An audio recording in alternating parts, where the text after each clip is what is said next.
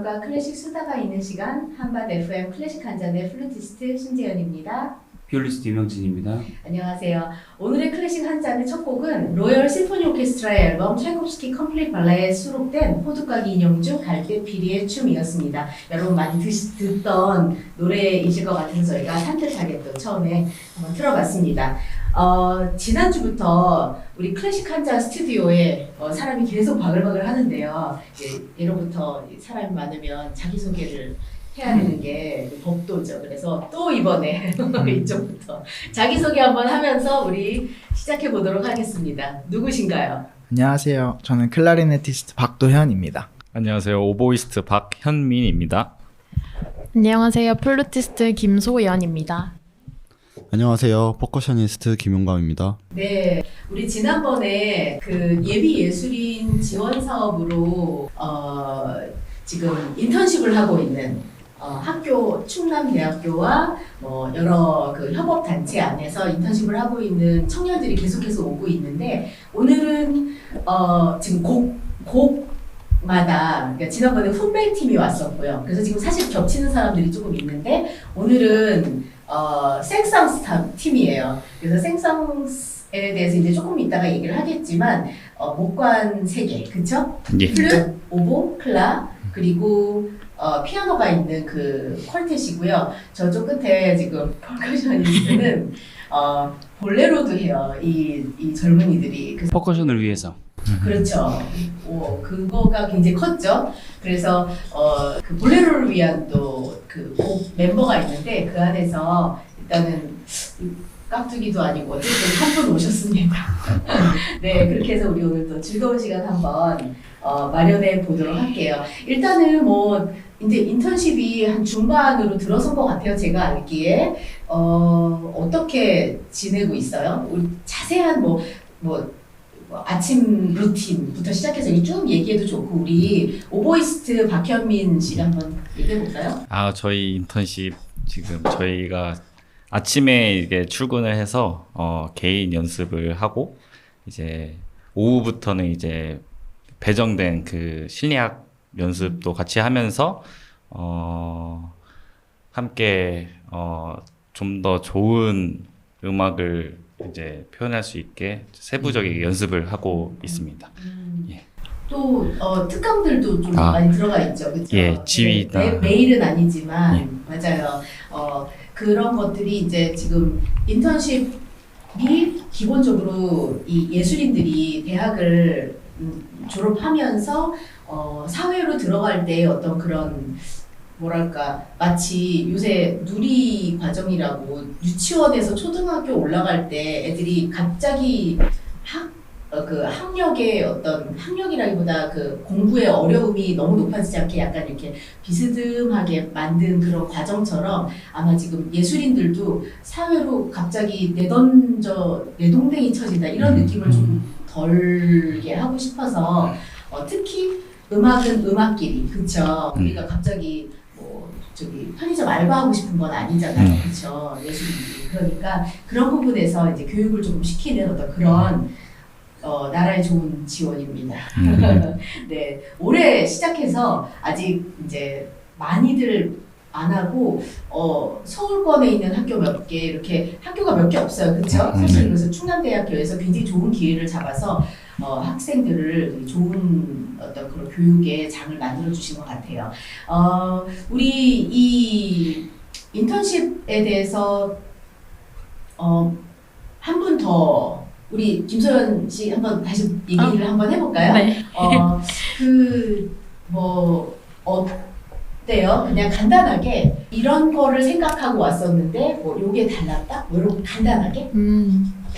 저는 약간 연습 그런 위주인 줄 알았는데 저희가 나중에 유학이라던가 그런 거 할 때 필요한 정보들도 특강을 통해서 얻을 수 있고 그리고 그 좋으신 선생님들을 통해서 또 연주 기회도 얻고 그래서 너무 좋은 맞아요. 좋은 기회인 것 같아요. 저희도 우리 팀에서 하는 거라서 그런 부분에서 조금 목마른 거를 해결해 주려고 서로 많이 저희도 생각을 하고 있어요. 얼마나 갈증이 해소될런지는 사실 잘 모르겠지만 우리가 어렸을 때 그쵸 선생님 네. 느꼈던 그 막막함을 좀 덜어주고 싶은 마음 같은 길을 걸어가니까 그런 부분이 확실히 조금 서로 짠하고 서로 챙겨주고 싶은 마음이 좀 있는 것 같아요.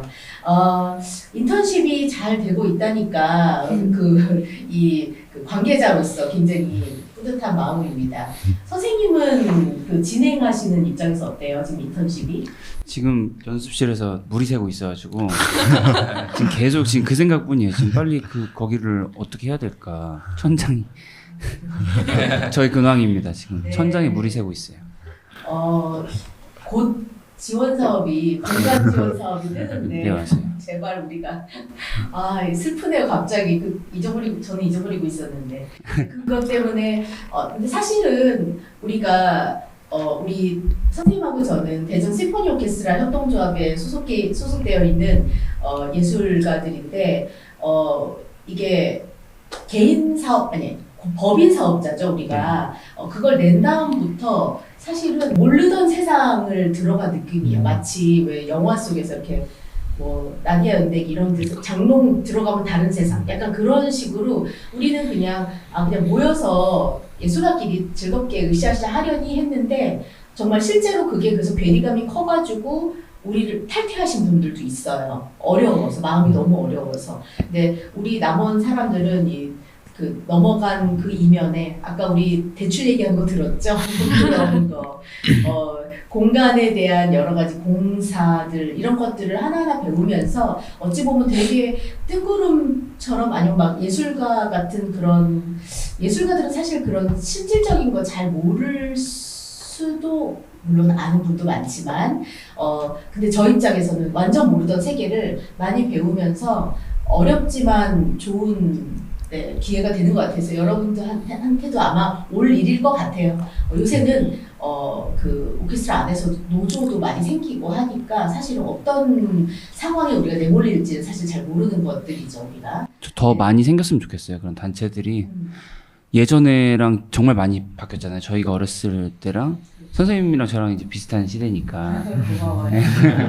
그때는 사실 기회가 정말 많았어요.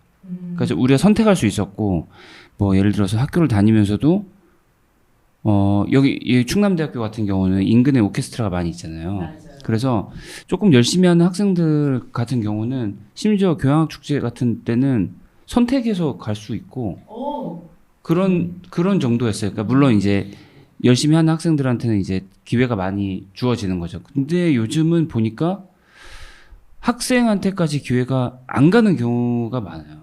그렇죠. 왜 그러냐면 그 중간이 너무 두꺼워져서 그래서 학생들은 졸업을 하고 나와서 사회에서 역량을 펼쳐야 되는데 경험이 없는 친구들이 너무 많고 그렇죠. 그게 누구의 탓인가? 그 학생이 너가 열심히 안 해서 경험을 못 쌓았지라고 얘기를 하는 어른들이 맞는 것인지 아니면 그들한테 기회를 대학교 다니면서 줬어야 되는 건지를 보면은 유럽이나 미국도 마찬가지로 인턴십 프로그램들이 국가기관에서 많이 운영을 하잖아요. 예를 들어서 오케스트라에서 무조건 인턴십을 뽑아야 되고 저도 독일에서 그런 과정을 거쳤고 그 대신 이제 그 과정이 없으면은 이제 정단원이나 이제 객원단원의 기회를 잡지 못하지만 그게 이제 수순이 있어야 된다고 저는 생각을 하는데 지금 그 대전 같은 경우는 있잖아요. 지금 시립교향악단에 있는 걸로 네. 알고 있는데 그쵸? 인턴십이요? 네. 저 잘 모르겠어요. 저도 대전 근데 이제 많은 교향악단들이 있어야지. 그게 빨리빨리 생겨야 된다고 생각을 해요. 이미 늦었다고 생각을 해요. 이 시대가 더 빨리 갔는데 지금 국가기관에서는 그걸 너무 느리게 하고 있는 게 아닌가. 제가 바꿀 수는 없지만 제가 바꿀 수 있는 사람이라면 진작에 바꿨겠지만 그럼요. 그 무조건 근데 사실 제가 얼마 전에 들은 게 미국의 브로드웨이 뮤지컬 관련한 그 예술가 노동조합이 있어요. 근데 그 노동조합에 들기 위해서는 뮤지컬 무대에 서야 되는데 근데 사실은 새내기들은 뮤지컬 무대에 쓴 적이 없잖아요. 쓸 수가 없잖아요. 그러면은 그 노동조합에 들어있지 않으면 뮤지컬 무대에 쓸 수 없다 하는 조항이랑 두 개가 부딪힌대요.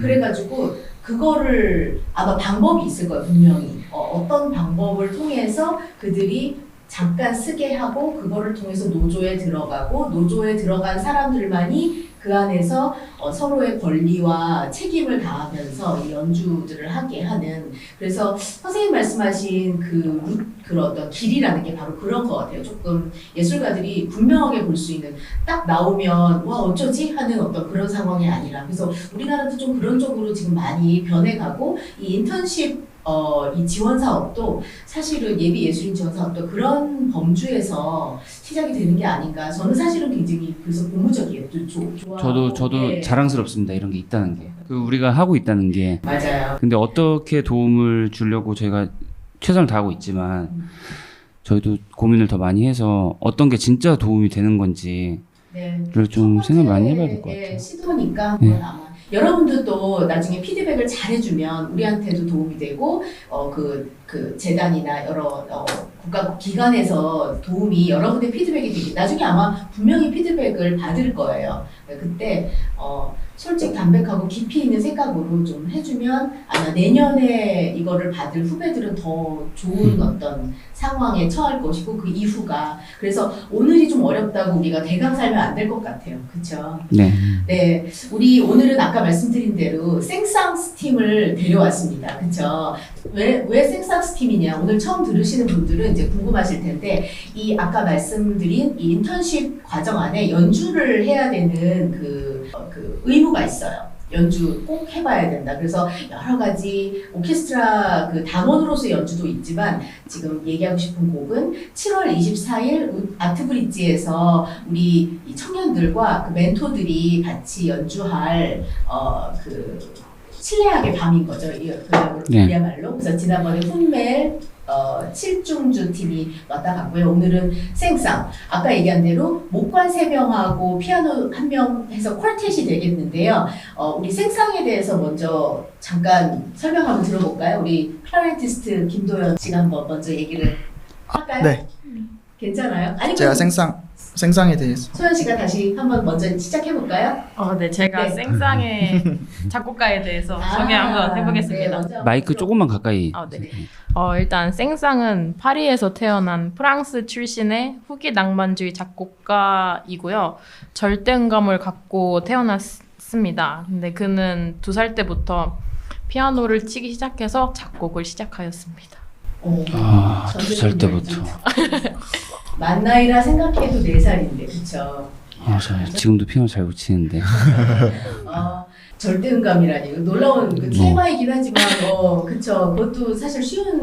그러면 그때 절대음감이면은 반음이 낮았잖아요. 그러면 지금은 아닌 그 거예요. 너무 신기하지 않아요? 우리가 이거 라다라고 할 거 아니에요? 절대음감들은 라다, 그런데 그때는 라플렛을 듣고 그쵸. 라다 했을 거 아니에요. 그게 어떻게 그렇게 자연스럽게 절대음감이 인류의 발전을 통해서 반음이 올라갔을까요? 전 그게 너무 궁금한 거예요. 여러분 대답해 줄 수 있어요?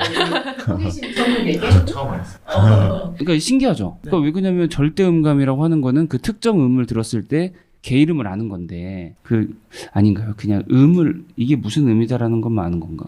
그러면 이게 시대가 지나면서 이게 라플렛이 이렇게 해서 이게 라가 되는 과정을 겪은 건가요? 진화하면서? 진화의 과정. 그럼 그 사이에는 생각해요. 그 사이는 몰랐겠죠. 그 헤어츠가 1씩 이렇게 올라가서 결국 442로 2로 올라가는 거잖아요. 그렇죠. 와, 너무 신기해. 사실은 요새는 444까지도 네. 444Hz까지 그러니까 조금 높게 듣는 사람들은 그렇죠. 10플랫으로 라를 듣잖아요. 진짜 신기한. 노력하거든요. 여러분 이런 얘기가 이제 오케스트라 플레이어들은 이런 얘기 되게 많이 해요. 점점 높게 하는 거가 밝은 음색을 주니까 오케스트라 안에서, 그래서 라를 약간 이렇게 점점 올라가고 있죠 지금. 근데 또 미국은 내려간다 그러던데요 요즘에. 미국은 계속 올리고 있었는데 미국. 그래요? 미국이 지금 약간 지금 441 막 이쪽으로 이렇게 앉아야 된다 음정들이. 그렇게 하는 이제 또 캠페인을 하니까 미국은 젊은 사람들이. 그래서 이렇게 좀 내려가고 있고, 유럽은 이미 저 공부할 때 443이었어요. 맞아요. 피아노도 전부 다. 그게 밝은 음색을 주니까 CD 같은 데서 이게 사실은 그 뭐지? 그 설탕물 먹인 토마토 같은 맛인 거죠. 어떻게 보면. 맛있겠네요. 그쵸? 참 먹는데 무슨 먹긴 좀 힘든 약간 그런. 자, 어쨌든 우리 TMI 얘기했고요. 지금 생쌍에 대해서 들었어요. 우리가 그러면 곡에 대해서도 얘기를 네. 할 건가요? 한번 들어볼까요? 무슨 얘기 해줄 거예요? 한번 해보겠습니다. 네. 그 생쌍의 덴마크 러시아 노래에 의한 기상곡은요. 아, 오늘 우리가 이제 네. 듣는 곡이죠. 네, 맞습니다. 플루트, 오보에, 클라리넷 등 3개의 목관악기와 피아노로 구성된 앙상블 작품입니다. 그 생쌍이 러시아 황제 알렉산더 3세와 결혼한 덴마크 공주 출신의 황녀 마리아 페오도로브나에게 헌정되었다고. 아, 나와 그래서 있습니다. 덴마크와 네. 러시아. 아, 왜냐면 그런 거를 자세하게 찾진 않거든요. 그래서 우리가 제목을 알고 있었지. 근데 결국에는 두 나라의 어떤 그 결혼으로서의 정략 결혼이었겠지만 어쨌든 네. 그 나라 그 기대감이 있는 곡이네요. 맞습니다. 그렇죠? 우리 잘해보자 하는. 이 일본이랑 뭐 하면 막 그런 뭐 일본 수교 몇십 주년, 뭐 미국 무슨 주년 뭐 이렇게 해가지고 그런 곡들을 하는 것처럼. 아, 알겠습니다. 그래서 생쌍의 작품 번호 79번. 오늘 이제 이 곡이 연습을 아마 했을 것 같아요, 두 사람이. 네, 했습니다. 리허설이 있었어요. 어떤 느낌이었는지 곡이 한번 누가 얘기해 줄 수 있을까요? 둘 다 얘기해도 좋아요. 굉장히 자유로운 느낌이 좀. 자유로워요. 네, 약간. 카프리스. 네. 무슨 뜻이에요? 자유로운 게? 맘대로 막 나. 마음이 자유롭네. 손이 기술이 좋아서 자유롭나? 어느 쪽이에요? 약간 호흡이 굉장히 중요하다고 느껴집니다. 아, 네 네. 사람의 호흡. 네. 아직 저희가 피아노랑 같이 안 맞춰봐서. 네. 아니 전혀 동의하지 못하는 표정으로 오보에는 그렇게 생각 안 하나 보네. 아, 네. 클라는 자유롭고 오보에는 지금 정격 아니에요? 지금 너무 좋은 모습을 봤어요. 무슨 모습? 클라리넷과 이 겹리드 악기의 차이점. 클라리네티스트들은 항상 좀 자유로운 느낌이잖아요. 맞아요. 우리 같이 일하면 네. 클라이들은 슬렁슬렁 잘해요. 그렇죠. 일도 빠르고. 그리고 오보들은 이렇게 딱 이렇게 뭔가 정해진 약간 그런 어떤 느낌이 있고 플룻은 그 사이에서 방황하고 소리를 맞춰줘야 되나 약간 그런 느낌. 셋도 비슷하게 가고 있는 것 같은데 지금 네, 잘 맞습니다. 가는 거네. 네. 그래요? 마음이 우리- 맞는 거. 아 그래요? 우리 그러면 박현민 씨는 어때요? 우리 그 생상 뭐 지금 준비 안 했지만 그래도 느낀 점 있잖아요. 곡 안에서. 곡 안에서 네, 이제 오보 역할 뭐 이런 거? 오보의 역할. 생상이 오보 좋아한 것 같아요? 아닌 것 같아요? 생쌍 오보의 곡도 있듯이 좋아한 것 같습니다. 들어보면 이제 오보의 플룻 클라리넷 이렇게 순서대로 나오는 그 곡 안에 그런 레파토리도 있어서 되게 자유로우면서도 되게 편안하게 해주는 그런 곡이라고 생각을 했습니다. 그럼 우리 플루티스트가 보는 생상은 개인의 솔로도 조금씩 나오면서 이제 서로 맞춰가면서 그런 뭔지 알 것 같아요. 들어보면 알죠, 우리가. 네. 한번 음악을 그러면은 들어보도록 하겠습니다. 생상의 덴마크와 러시아 민요에 의한 카프리스 작품 번호 79고요. 캐나다 국립예술센터 목감우중주단의 연주로 들어보시겠습니다.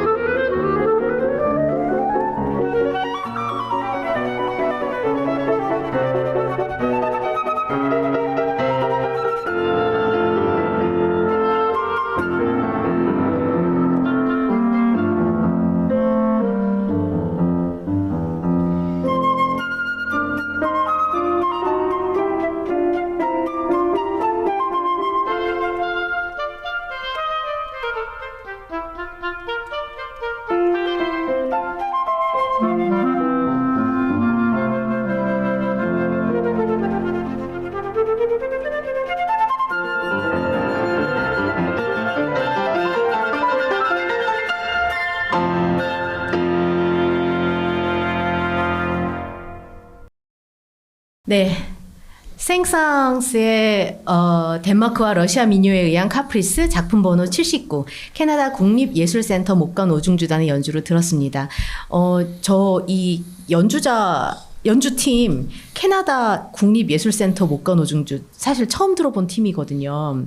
근데 물론 굉장히 잘하니까 국립예술센터의라고 이거 영어로 써 있으니까 캐나다 어포스트로피 S 딱 써 있더라고요. 그래서 아마 국립 목관오중주인 것 같아요. 그래서 그치 나라마다 진짜 예술은 사실 지원 없이는 100% 돌아가는 거는 너무 어려운 일인 것 같아요. 그게 우리가 연주를 주던 뭐 아니면 연주 없이 그냥 좀 순수한 지원이건 간에 예술은 끝없이 그 후원자가 있어야 되고 우리 다 알잖아요. 뭐 차이콥스키와 그의 후원자들 이야기, 뭐 브람스와 후원자 누구와 누구 뭐 이렇게 해가지고 바그너와 뭐 후원자들 뭐 이런 것들.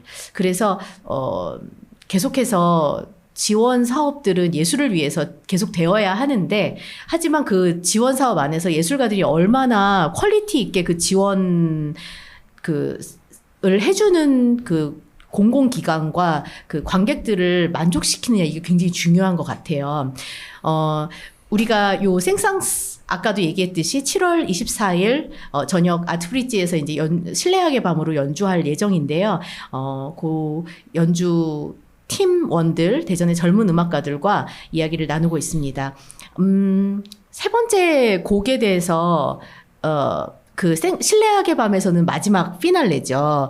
라벨의 볼레로가 있어요. 근데 우리가 보통 관객 여러분, 청취자 여러분들도 아시겠지만 라벨의 볼레로는 대규모 오케스트라가 아주 작게 시작해가지고 나중에 그 광적인 어떤 그런 분위기로 끝나는 그런 굉장히 보기 드문 단순한 형태의 하지만 그 속에서 이렇게 뭔가 이렇게 희열을 느낄 수 있는 굉장히 멋진 곡인데요.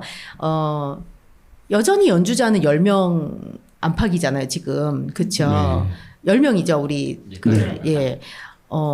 어떻게 이 볼레로를 연주를 할 건가요? 우리 저기 과묵하게 앉아있는 우리 퍼커셔니스트 김용감 씨. 한번 얘기 한번 해봐 주시겠어요? 네. 저희가 대규모 오케스트라 곡인 볼레로를 저희 편성에 맞춰서 편곡을 다 했고요. 그래서 조금 모자란 파트들은 그래도 비슷한 악기가 좀 대신해서 파트를 메꿔가지고 편곡을 했습니다. 리허설이 벌써 진행이 됐나요? 네, 저희 매주 연습하고 있고 저희가 부족한 부분이나 어쨌든 저희가 직접 편곡하다 보니까 뭔가 화성적으로 조금 안 맞는 음정들 체크하고 저희끼리 호흡도 맞춰보면서 매주 연습하고 있습니다. 어려웠나요, 혹시? 아니면은 그렇게까지 어렵지는. 네, 많이 다 대부분 들어봤던 곡이고 다들 좋아하는 유명한 곡이어서 어쨌든 큰 멜로디나 틀을 알기 때문에 그 각자의 역할만 좀 충실히 잘해서 그렇게 어렵지 않게 연습하고 되게 재밌게 하고 있어가지고 그래요? 네, 즐거운 시간 보내고 있습니다. 나중에 피아노를 쓸까 말까 이런 얘기를 제가 들었었는데 어떻게 결정이 났나요? 저희도 원래 원곡에서는 하프가 나오기 때문에 피아노를 써야 하나 말아야 되나 되게 고민을 많이 했는데 저희가 같이 편곡해보면서 저희의 악기로도 충분히 사운드를 낼 수 있고 음역대 자체가 저희가 뭐 바이올린도 있지만 비올라, 첼로, 목관악기도 있고 금관악기도 있고 해서 전혀 부족하지 않아서 피아노 없이 저희 10중주로만 가능한 연주일 것 같습니다. 멋있겠어요. 네. 어마어마한 오케스트라 시험곡이죠. 펄커션 하는 사람들한테도 이 라벨의 볼레로가. 그렇죠. 저희가 퍼커셔니스트들한테는 숙명과도 같은 곡이죠. 왜냐면 너무나도 유명한 오케스트라 엑섭이고 정말 극한의 피아니시모부터 포르티시모까지 15분에서 17분 정도에 되는 길이의 곡을 쉬지도 않고 계속 똑같은 리듬을 연주해야 하기 때문에 점점 크레션도 하면서. 네. 우리 다른 악기들은 사실은 어떤 파트가 그 오케스트라 오디션 곡이라든지 시험곡으로 나올지 알거든요. 네. 멜로디가 각자 그 자리에 몇 마디 딱 네. 있으니까. 근데 스네어 드럼이 이제 맨 처음에 이제 들어오잖아요. 네. 그럼 뭐 유튜브 같은 경우, 그러니까 그런 어떤 화면이 있는 음악인 경우에는 무조건 그 스네어 드럼 맞습니다. 그 씬에서 시작하고 네. 그러니까 엑섭을 어떻게 봐요?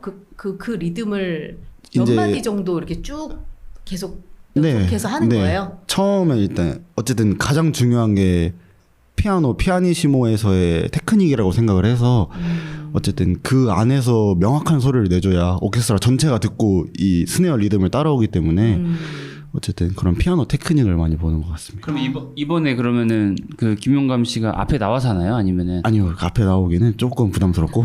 저는 그게 너무 멋있더라고요. 사실 볼레로가 제가 느꼈을 때 볼레로는 그 어떤 생명의 그 정말 미비한 거에서 엄청나게 극대화되고 그 우리가 생각하는 극한으로 어마어마한 것보다 더 어마어마해지는 그게 소름 끼칠 형체가. 자극적이잖아요. 그게 맞아요. 같은 형체가 엄청나게 커져서 너무 커지는 너무 커져서 그래서 사실 자극적인 영화 같은데 이런 데서 이 음악을 많이 쓰이고 그리고 발레 그 무용을 보면 엄청 유명한 그 공연 같은 것도 보면은 한 사람 무용수로 시작해가지고 막 맞아. 정말 많은 사람들이 나와가지고 같은 안무를 추면서 이 보는 사람들이 자극적으로 느끼는 어떤 그거를 표현을 하잖아요.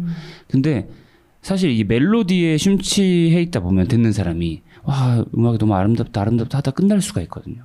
근데 이 처음부터 끝까지 똑같은 거를 연주하는 사람이 조명이 되면 그 극한을 느낄 수가 있더라고요. 그래서 요즘에 많이 하잖아요. 네, 앞에 나와서. 오케스트라 연주할 때는 스네어 연주자가 지휘자 옆에 이렇게 앉아서 하는 경우도 와, 되게 좀 많고요. 스포트라이트 딱 네. 받으면서 아니면 무대 중앙 목관 옆에 앉아서 이제 지휘자랑 이렇게 마주 볼 수 있게 무대 중앙에서 치는 경우도 되게 진짜 많습니다. 멋있어요. 독대해요? 네. 아, 부담스럽게. 저 아주 옛날엔 아니지만 독일에서 오케스트라 할 때 스네어 하는 사람이 정말 협연자처럼 지휘자가 있으면 여기 진짜 무대 앞에 나와가지고 그 핀 조명을 받고 했어요. 너무 멋있었겠다. 너무 멋있는데 그 퍼커셔니스트는 막 죽으려고 했죠. 너무 떨리죠. 네. 그치. 죽을 것 같습니다. 근데 사실 정말 이번에 10중주도 내 생각에는 우리 용감 씨가 지휘자일 텐데 지휘자가 없잖아요. 그쵸? 진짜 멋있을 것 같죠. 그렇게 하면 그냥 그냥 핀조명 때릴까요, 우리도? 혼자 입장했어요. 나중에 그래요? 어. 친구들이 다 배신하고 있어요? 어떻게? 전 좋습니다. 아 그래요?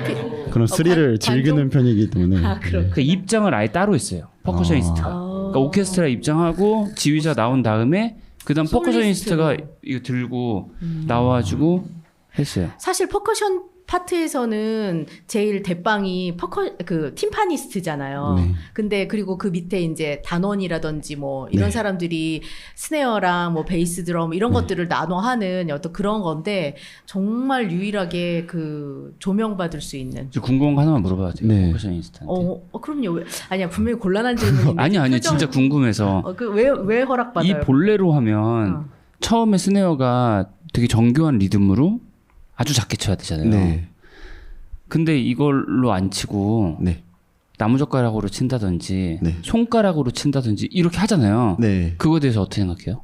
되게 제 생각에는 그렇게 하면 안 되는 음악의 발전이 있어서 저는 가능하다고 보는데 가능하다고. 정말 어려운 테크닉인 것 같아요. 왜냐면은 스틱 말고의 다른 무언가로 친다는 것 자체가 이 스네어 드럼을 충분히 사운드를 낼 수가 없다 생각하거든요. 어쨌든 피아니시모니까 가능한 테크닉인 것 같은데 그리고 중간에 어쨌든 스틱으로 바꿔야 되고 나무젓가락으로 포르테만큼 칠 수가 없기 때문에 그 점점 이렇게 하다가 바꾸더라고요. 근데 진짜 어려울 것 같아요. 왜냐면 리듬이 저희가 쉬는 마디가 한 마디도 없기 때문에 진짜 어떻게 네, 바꿨을까요?